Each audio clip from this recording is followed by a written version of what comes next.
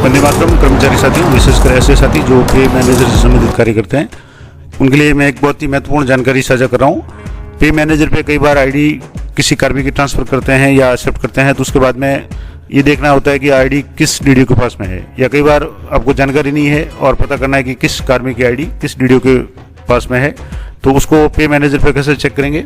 इसमें दो तरह के ऑप्शन आएंगे। एक तो अकाउंट से आप चेक कर सकते हैं जो पे मैनेजर से जुड़ा हुआ है, दूसरा उसकी आईडी, एम्प्लॉय आईडी जो है आरजे वाली, उससे भी आप चेक कर सकते हैं।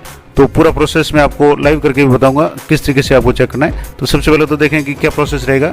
तो पे मैनेजर पे किसी कार्मिक की एम्प्लॉय आईडी वर्तमान में कहाँ है, ये देखने की जो संपूर्ण प्रक्रिया है, इसके लिए सबसे पहले तो आपको पे मैनेजर की जो साइट है उस पर आपको डीडीओ लॉगिन करना है, और किसी भी डीडीओ के पे मैनेजर ऐसे किसी भी एम्प्लॉय की आईडी देख सकते हैं कि आपका कोई भी कार्मिक है उसकी आईडी वर्तमान में किस डीडीओ के पास में है।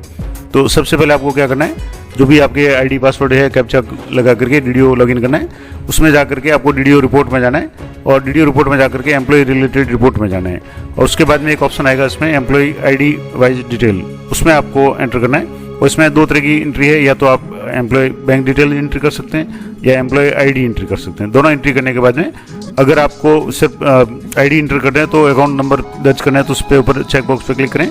तो यानी आईडी या एम्प्लॉय दोनों ऑप्शन से आप काम कर सकते हैं।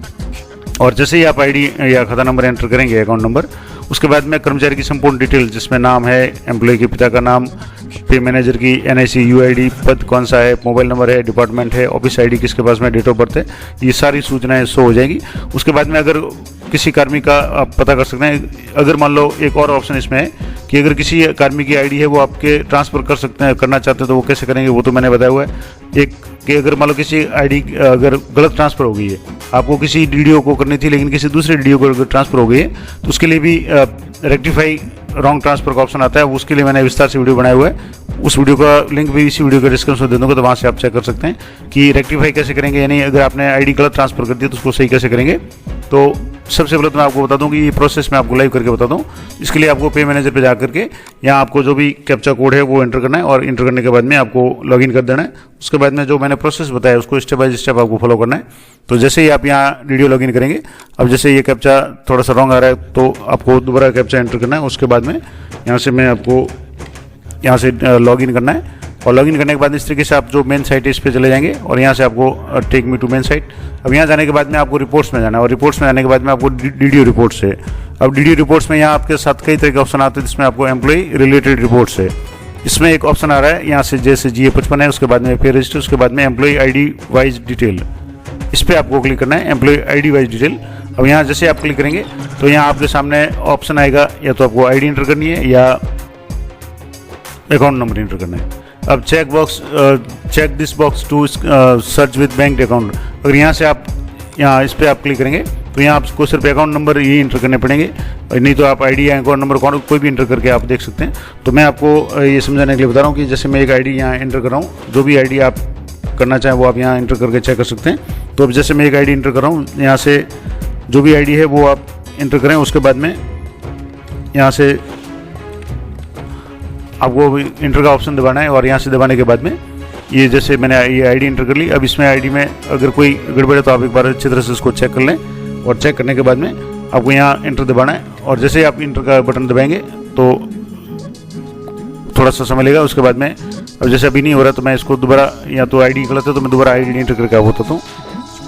तो आपको आईडी इंटर करके यहाँ इंटर पे क्लिक करना है। तो इस तरीके से आपके सामने ये सारी डिटेल आ जाएगी, एम्प्लॉय का नाम आ जाएगा, ये नीचे आईडी आ जाएगी, उसके बाद में यहाँ फादर का नाम आ जाएगा, एनआईसी आईडी जो एनआईसी यूआईडी जो पे मैनेजर की है वो आपके यहाँ शो हो जाएगी, अकाउंट नंबर शो हो जाएंगे, कंडीशन शो हो जाएगी, एक्टिव है या नहीं, तो यहाँ जैसे एक्टिव आ गया, डिजिग्नेशन आ गया जैसे वरिष्ठ अध्यापक है, डिपार्टमेंट आ गया जैसे secondary education department Bikaner, office का नाम आ गया कि कहाँ आईडी पड़ी है, तो GSS जो भी है उसकी पे मैनेजर की जो आईडी और ऑफिस का नाम आ गया। इसके बाद में डेट ऑफ बर्थ यहाँ शो हो रही है, तो जो यहाँ से डेट ऑफ बर्थ है, डेट ऑफ रिटायरमेंट दोनों यहाँ शो हो रही है, मोबाइल नंबर शो हो रहे हैं। इसी तरह से अगर मान लो अकाउंट से आप सर्च करना चाहें तो मैं यहाँ एक दूसरे कार्मिक के अकाउंट नंबर एंटर करके आपको बताता हूँ। जैसे यहाँ मैं अकाउंट नंबर एंटर कर रहा हूँ, उसके बाद में भी आपको यहाँ एंटर पे क्लिक करना है। जैसे ये अकाउंट नंबर आपने एंटर कर लिया, और यहाँ से अकाउंट नंबर एंटर करने के बाद में जैसे आप एंटर करेंगे तो अब सीधे अगर नहीं हो रहा है एक बार, तो आपको यहाँ से अकाउंट नंबर है वो मैं दोबारा एंटर कर रहा हूँ, और यहाँ से आप चेक बॉक्स पे एक बार क्लिक कर दें, और यहाँ से क्लिक करने के बाद में यहाँ से आप अकाउंट नंबर एंटर करें। अब जैसे यहाँ अकाउंट नंबर एंटर करने के बाद आप जैसे इंटर का बटन दबाएंगे तो यहाँ आपके सामने अकाउंट से अगर दबाएंगे तो बहुत ज़्यादा डिटेल आपके से यहाँ शो हो जाएगी।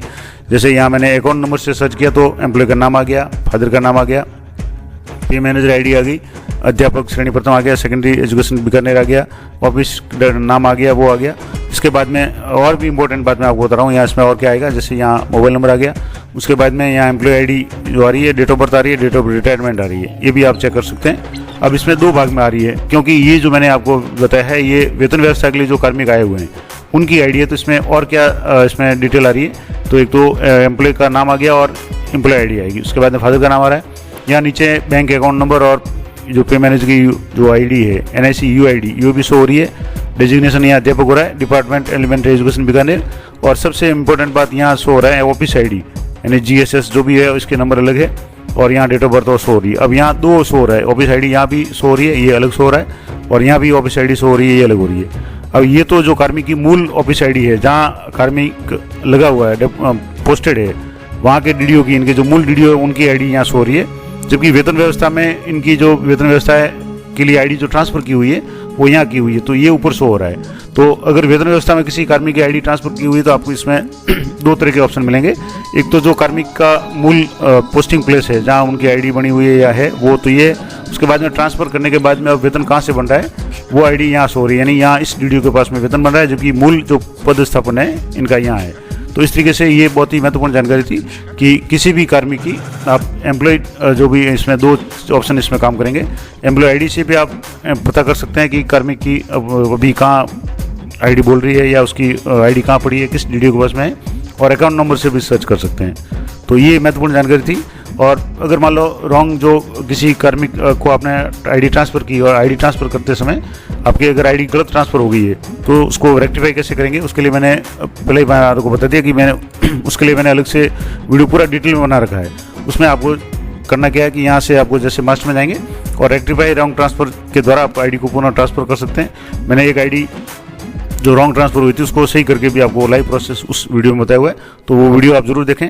कई बार गलती से जो भी DDO कोड है उसमें एक आध अंक का अंतर रह जाता है तो आईडी कहीं और ट्रांसफ़र हो जाती है और अपने को पता नहीं होता कि सामने वाले DDO के कॉन्टैक्ट नंबर क्या है, तो उसको कैसे वहाँ से रिवर्ट करवाएं। तो उसका सबसे सिंपल तरीका है कि तुरंत ही आप उसको रेक्टिफाई कर सकते हैं। तो रेक्टिफाई करने के लिए आपको सामने जहाँ भी आईडी आपने ट्रांसफ़र की है वहाँ के DDO से संपर्क करने की कोई आवश्यकता नहीं रहेगी। आप सीधे ही उस आईडी को वापस पुल कर सकते हैं, एक तरह से जो SIPF की करते हैं उस तरीके से, और वापस आपको सही जगह से उस आईडी को ट्रांसफ़र कर सकते हैं। तो ये पूरी इंपॉर्टेंट जानकारी थी पे मैनेजर से संबंधित। इसी तरह की पे मैनेजर से संबंधित प्रत्येक टॉपिक पर मैंने वीडियो बना रखे हैं, तो वो वीडियो आप जरूर देखें। मिलते हैं नेक्स्ट वीडियो में, तब तक जय हिंद, जय भारत।